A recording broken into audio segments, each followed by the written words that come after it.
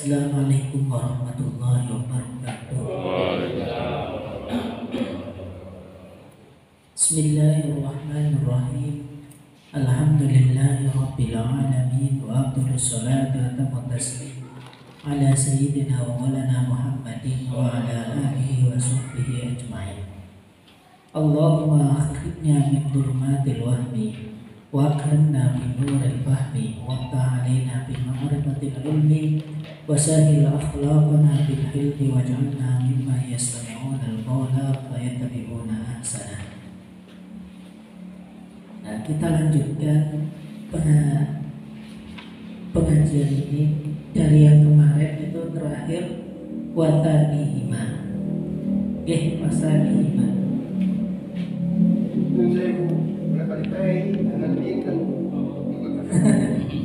Cing kita kuning niku nggih punten halaman pinten niku nggih.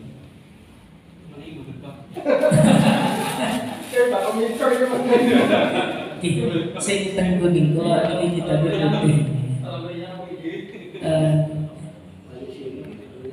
Wasani ma ta'mi mutahhiri badani nggih wa yusannu lil wajib 10. Di halaman 10 niku nggih Pak Sanuri niku.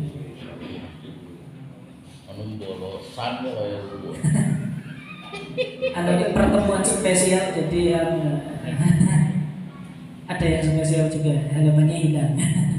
Oke, sudah ketemu nggih Pak panjenengan sampun halaman 10 hadis ke sing wasunna lil ghusl wajibi wal mandhubi lil ghusl wajibi wal mandhubi wa sunnah jirul tu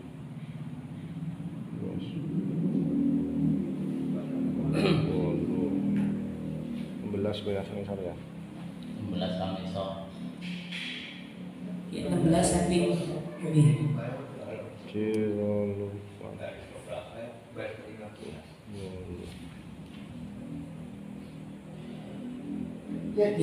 sambut. Bismillahirrahmanirrahim. Wa sunna lil husnil wajibi wal mandhubi tasmiyatun awwalahu wa izalatu qadarin tahirin kamaniyin wa mukhatin wa najizin kamadiyyin aw kamadiyyin wa in kafa lahuma waslatun wahidatun. Artinya wa sunna lil husnil wajibi wal mandhubi, disunahkan bagi mandi wajib dan mandi sunnah. Tasmiyatun awwalahu, membaca bismillah pada awal mandi tersebut. Wa izalatu qadarin tahirin, dan juga menghilangkan kotoran-kotoran yang bersifat suci atau kotoran-kotoran yang suci. Kamaniyin wa mukhatin, sebagaimana sperma dan juga sebagaimana mukhat. Mukhat itu cairan yang keluar dari hidung. Umbel kalau dalam bahasa Jawa. Wa najizin kamadiyin, dan juga cairan atau kotoran yang bersifat najis sebagaimana madi. Wa in kafalahuma huslatun wahidatun, meskipun cukup hanya dengan menggunakan satu kali basuhan. Maksudnya ini, di antara kesunahan-kesunahan yang mandi, yang pertama itu adalah membaca basmalah di permulaan mandi. Ini nanti kan ketika orang ingin mandi itu kan sunnah wudhu. Kemudian sebelum berwudhu juga disunahkan untuk membaca basmalah. Karena ini dalilnya memang umum ya, segala sesuatu yang memang mendapatkan nilai atau mendapatkan perhatian daripada agama, mendapatkan nilai prioritas daripada agama, ketika tidak diawali dengan bacaan bismillahirrahmanirrahim, maka itu akan mengulangi nilai keberkahannya. Itu semacam itu. Makanya di sini baik mandi itu mandi wajib maupun mandi sunnah. Berarti kalau mandi wajib itu adalah mandi yang sebelumnya didahului oleh sebab-sebab yang mewajibkan mandi yang ada 6. termasuk adalah keluar sperma, kemudian berhubungan antara suami dan istri, kemudian perempuan itu telah selesai daripada haid dan nifas, maka itu namanya mandi wajib. Ataupun mandi sunnah. Mandi sunnah ini adalah mandi yang disunahkan karena hal-hal tertentu. Contohnya misalkan, di antara mandi sunnah itu adalah mandi ketika kita ingin sholat Jumat. Maka di situ kita disunahkan mandi. Waktunya masuk setelah matahari terbit sampai prosesi sholat Jumat itu dimulai. Itu di situ adalah waktu mandi sunnah sholat Jumat. Nah, ketika ada pertanyaan, semua orang pasti sadar ketika akan menghadiri sholat Jumat atau ingin melaksanakan sholat Jumat pasti akan mandi. Cuma bedanya nanti kalau kita mandinya diniati mandi sunnah Jumat, maka nilai pahalanya berbeda dengan hanya sekedar mandi yang sifatnya kembali kepada tradisi. Maka disinilah pentingnya niat dan disinilah pentingnya suatu ibadah itu menjadi hal yang tertata. Jadi panjenengan mandi tetapi tidak diniati untuk sholat Jumat, maka mandi ini dianggap sebagai mandi tradisi. Maka panjenengan tidak berhak untuk mendapatkan pahala. Tetapi ketika panjenengan mandi mau sholat Jumat, tapi jenengan ketika mandi itu lihat nawaitul husla li'adai sholatil Jumati, atau nawaitul husla nawaitu sunnata, atau nawaitu huslal Jumati. Maka ketika kita mandi, mandinya ini memiliki nilai yang berbeda dengan mandi ketika kita hanya sekedar mandi untuk menghadiri sholat Jumat. Jadi bedanya di sini. Terus di antara kesunahan-kesunahan mandi juga diantaranya adalah mandi yang disunahkan ketika kita ingin hadir sholat Idul Fitri, Idul Adha. Termasuk juga kalau kita di dalam fikih, setiap kali kita ingin menghadiri sebuah perkumpulan maka itu juga disunahkan. Artinya disunahkan ini kan berarti ketika itu dilaksanakan dengan tujuan untuk membersihkan badan dan dengan tujuan juga tidak untuk mengganggu orang-orang yang ada di sekitar kita, maka itu dianggap sebagai nilai ibadah yang memiliki pahala tersendiri. Dan banyak sekali, itu hanya sebagai contoh daripada mandi yang sunnah. Nah, membaca bismillah di awal. Wa izalatu qadarin tahirin kamaniyin wa mukhatin wa najisin kamadihim. Dan juga disunahkan menghilangkan kotoran-kotoran yang bersifat suci serta kotoran-kotoran yang bersifat najis. Ini juga kesunahan. Jadi sebelum kita mandi itu diusahakan kita juga membasuh para kotoran-kotoran yang ada di tubuh kita, termasuk adalah kotoran yang ada di bawah kuku, baik kuku tangan maupun kuku kaki. Maka proses pertama itu adalah pembersihan kotoran-kotoran terlebih dahulu. Ini baik kotoran tersebut suci, sebagaimana sperma, ini kan dihukumi suci.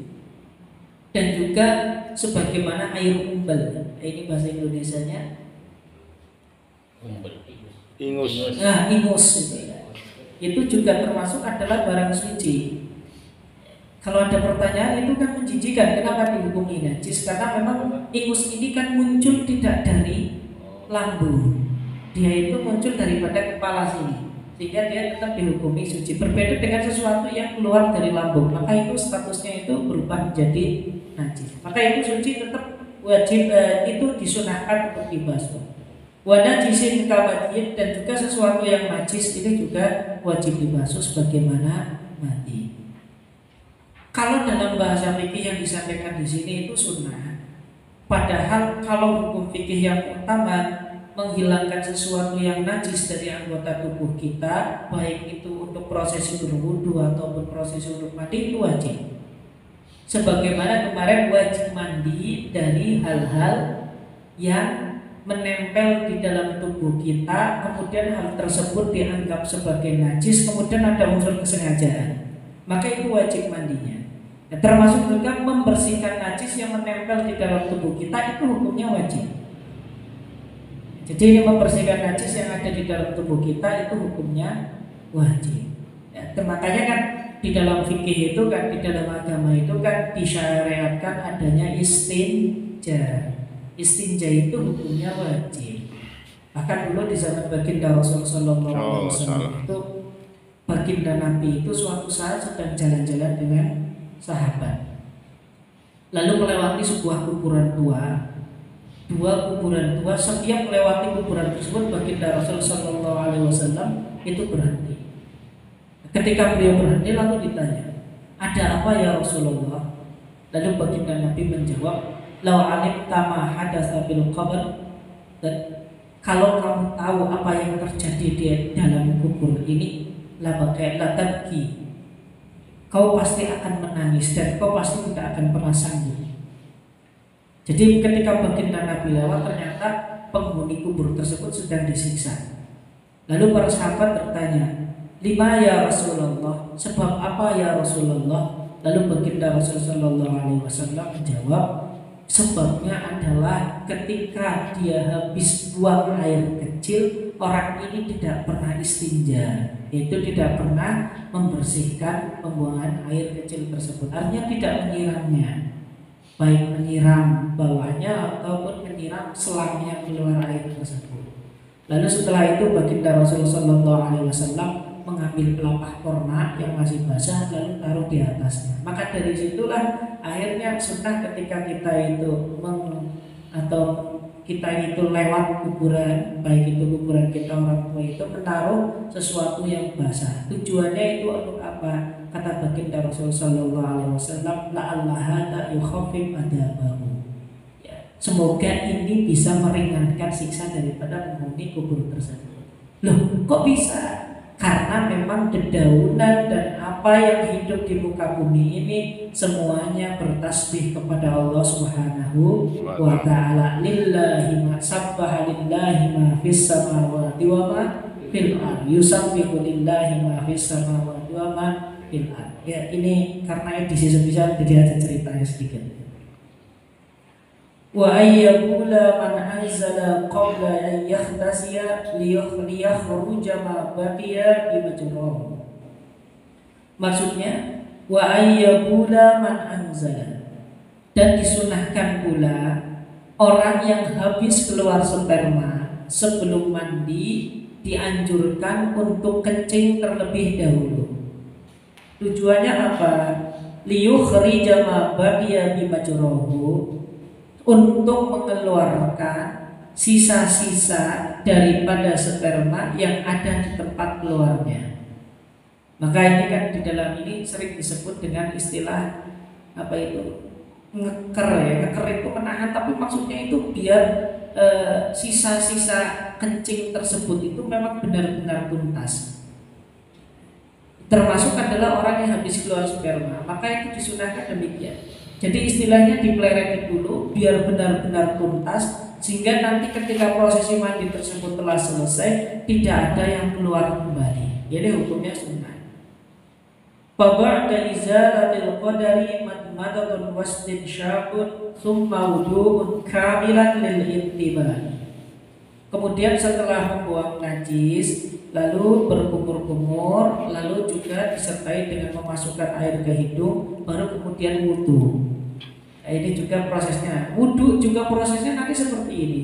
Sebagaimana kemarin kita membahas tentang wudu, sunnah juga nanti ada madmadah, ada istinsaq. Jadi ada madmadah, kumur-kumur untuk kesunahan mandi, ada kumur-kumur untuk kesunahan wudu. Jadi ini artinya kesunahan di dalam kesunahan untuk aktivitas yang wajib. Ini banyak. Itu mau dilaksanakan semua juga baik, tetapi kita mengambil sesuatu yang sekiranya itu urgent dan penting, itu juga nggak menjadi mengapa. Ini hanya menyampaikan sesuatu yang memang baik untuk dilakukan. Lila intibai, karena memang mengikuti sunnah baginda Rasul Sallallahu Alaihi Wasallam. Rawahu Syaikhani, hadis yang mendasarkan hal tersebut adalah hadis yang diriwayatkan oleh Imam Bukhari dan Imam Muslim. Wa yusannu lahu istishabuhu ilal baroh hatta law ahdatha sunna lahu i'adatuhu. Wa yusannu lahu, dan disunahkan baginya istishabuhu ilal barohi, menyertakan wudu, artinya menjaga wudu sampai prosesi mandi tersebut selesai. Ini sunnah. Berarti ketika kita tadi berwudu, sebisa mungkin di dalam proses mandi kita juga menjaga agar wudu kita tidak batal. Hatta law ahdatha, sampai ketika dia berhadas atau ketika dia batal wudunya, sunnah lahu i'adatuhu, disunahkan baginya untuk mengulangi wudu tersebut. Jadi kalau mandi ternyata wudunya batal, misalkan kita menyentuh kemaluan kita, sunnah kita wudu kembali. Ini kesunahan-kesunahan di dalam mandi. Sunnah ini dilaksanakan baik, tetapi gak dilaksanakan juga tidak jadi masalah. Wa za'mul mahamili ikhtisasahu bil husnil wajibi dhaifun. Adapun praduga daripada Imam Al-Mahamili, Imam Mahamili itu adalah seorang ulama ahli hadis, kemudian madhab fikihnya mengikuti madhab Imam Syafi'i, itu lahir di era 300-an. Jadi memang ini adalah ulama abad ketiga, sekelasnya Imam Abu Ishaq As-Sayrozi. Jadi generasi setelah Imam Bukhari. Imam Bukhari juga agak jauh beda dari ini. Artinya jauh satu abad setengah itu Imam Syafi'i jauh lebih sepuh daripada Imam Al-Mahamili. Mengatakan bahwasanya kesunahan ini khusus pada mandi wajib, pendapat beliau ini dianggap sebagai pendapat yang lemah. Wal afdalu adamu ta'khiri husli qadamaihi, atau wal afdalu adamu ta'khiri husli qadamaihi anil husli. Yang lebih utama itu tidak mengakhirkan membasuh kedua telapak kaki dari mandi. Maksudnya kayak gini, mandi dulu, setelah prosesi mandi selesai, ketika kita keluar dari kamar mandi baru kita membasuh kedua telapak kaki. Atau ketika berwudu kita basuh juga telapak kaki baru kemudian mandi. Maka yang lebih utama tetap di dalam prosesi berwudu kita tetap membasuh kedua telapak kaki kita. Jadi ini kan termasuk adalah rukunnya wudu. Itu tetap baru kemudian itu mandi. Tapi ada ulama yang mengatakan ketika berwudu untuk membasuh kaki nanti diakhirkan saja. Mandi dulu baru nanti ketika keluar kamar mandi dia itu membasuh kedua telapak kakinya. Tetapi ini tidak baik. Yang baik tetap dalam prosesi wudu juga disempurnakan sampai membasuh kedua telapak kaki baru kemudian diselesaikan dengan mandi. Kama sarrahabi birraudati, kama sarrahabihi, sebagaimana dijelaskan oleh Imam Nawawi firraudati di dalam kitab Raudatut Thalibin. Jadi Imam Nawawi itu punya kitab namanya kitab Raudatut Thalibin. Raudatut Thalibin ini kitab ringkasan daripada kitab Al-Aziz. Al-Aziz itu punya Imam Ar-Rafi'i. Kemudian kitab Al-Aziz ini adalah ringkasan atau resum daripada kitab Al-Wasit. Al-Wajiz punya Imam Ghazali. Al-Wajiz itu ringkasan daripada Al-Basit. Kemudian ringkasan juga daripada kitab Nihayatul Matlab punya Imam Haramain. Nah, Imam Haramain ini termasuk adalah kitab yang menyarahi kitab Mukhtasar Al-Muzani dan juga termasuk mengumpulkan apa yang ada di dalam kitab Al-Um punya Imam Asy-Syafi'i. Jadi itu runutannya semacam ini. Wa in thabata ta'khiru ma bil Bukhari, meskipun ya mengakhirkan kedua telapak kaki tersebut ini ditegaskan di dalam kitab Sahih Bukhari. Jadi kalau kita berpacu kepada hadis sahih, maka di situ ditegaskan bahwasanya membasuh kedua kaki baiknya setelah mandi. Ini kalau kita mengacu kepada hadis sahih yang diriwayatkan oleh Imam Bukhari. Tapi tetap kata Imam Nawawi, disunahkannya tetap sebelum prosesi mandi tersebut selesai kita juga membasuh kedua kaki. Ini penting untuk disampaikan. Kenapa Imam Nawawi ini di sini berbeda pendapat dengan Imam Bukhari yang statusnya beliau itu adalah perawi hadis, kemudian hadis yang disampaikan beliau adalah hadis sahih. Jadi begini, kalau kita lihat pemetaan ulama dulu, ada ulama yang memang keahliannya itu di dalam bab fikih dan usul fiqh, kemudian ada ulama yang memang keahliannya itu di dalam hadis. Kalau ulama zaman dulu itu mereka akan profesional betul. Contoh misalnya Imam Bukhari dan Imam Muslim itu adalah seorang ulama yang memang kapasitas beliau itu atau keahlian khusus beliau itu di dalam hadis. Maka Imam Bukhari dan Muslim tugasnya beliau hanya menyampaikan hadis-hadis sahih disertai dengan riwayat-riwayatnya, disertai juga dengan sanad-sanad yang kuat. Ini kalau Imam Bukhari dan Imam Muslim. Jadi beliau hanya menyampaikan ini hadis sahih daripada baginda Nabi. Kenapa dikatakan sahih? Ini matanya, kemudian ini semua perawinya semua kredibel. Kemudian hadis ini telah memenuhi standar sahih yang ada 5. Imam Muslim juga demikian. Ketika ini hadis daripada baginda Nabi, ini hadis sahih dan hadis ini telah memenuhi standar kesahihan. Nah, karena memang kapasitas beliau di dalam hadis, maka beliau hanya berbicara tentang sanad dan matan. Oleh karenanya Imam Bukhari dan Imam Muslim tidak pernah berbicara tentang hukum halal dan haram. Ketika Imam Bukhari mengatakan hadis tentang keharaman khamr dari baginda Rasulullah SAW, maka Imam Bukhari tidak mungkin mengatakan maka dari hadis ini bisa diambil sebuah kesimpulan, bisa diambil hukum kalau ini adalah haram. Tidak. Karena Imam Bukhari sadar betul, saya kapasitasnya hanya sebagai ahli hadis, di mana ahli hadis tersebut hanya menyampaikan hadis sahih dan ini sahih, hadis ini tidak sahih. Tetapi beliau sadar betul sehingga beliau tidak berani berijtihad untuk menggali sebuah hukum. Berbeda dengan Imam Syafi'i. Ya, Imam Syafi'i itu juga beliau sebenarnya keilmuannya itu di dalam segala hal. Di dalam hadis jelas. Karena nanti kalau kita lihat hadis-hadis yang diriwayatkan oleh Imam Ahmad bin Hanbal, kalau kita lihat Musnad Imam Ahmad bin Hanbal, nanti kebanyakan ada hadis lewatnya jalur Imam Syafi'i. Hanya saja karena trennya Imam Syafi'i itu tidak di dalam hadis, maka beliau lebih terkenal di dalam fikih. Jadi kalau Imam Syafi'i, beliau meriwayatkan hadis sahih, tapi bukan hanya menyebutkan ini hadis sahih, tidak. Tetapi prioritas beliau selain mengatakan ini hadis sahih, beliau juga membuat atau menggali apa saja yang tersimpan di dalam hadis tersebut dengan sebuah metodologi yang beliau miliki.